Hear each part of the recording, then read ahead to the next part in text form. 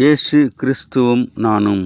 இன்று வேத வாக்கு சங்கீதம் 96:13. அவர் வருகிறார், அவர் பூமியை நியாயம் தீர்க்க வருகிறார். அவர் பூலோகத்தின் நீதியோடும் ஜனங்களை சத்தியத்தோடும் நியாயம் தீர்ப்பார். அன்பான சகோதர சகோதரிகளே, ஆண்டவர் திரும்பவும் வரப்போகிறார் என்று சொல்லிவிட்டு போயிருக்கின்றார். நான் திரும்பவும் வந்து நான் உங்களை அழைத்து கொண்டு போவேன், நான் இருக்கின்ற இடத்திலே உங்களையும் சேர்த்து கொள்வேன் என்று சொல்லுகின்றார்.